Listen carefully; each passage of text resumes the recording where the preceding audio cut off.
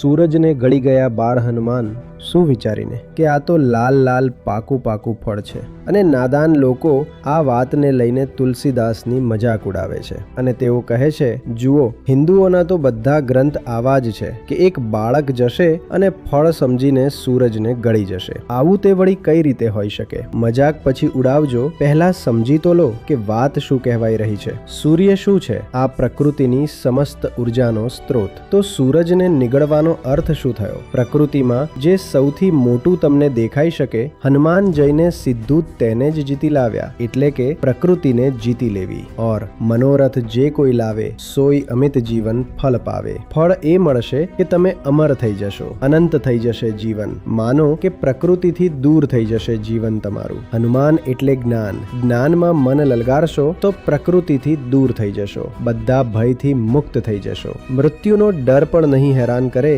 જ્યારે જ્ઞાન થઈ જશે. આ પૂરી વાત તો વેદાંતની જ છે. બસ એવી ભાષામાં કહેવાય છે જે સામાન્ય લોકોને સમજમાં આવી જાય.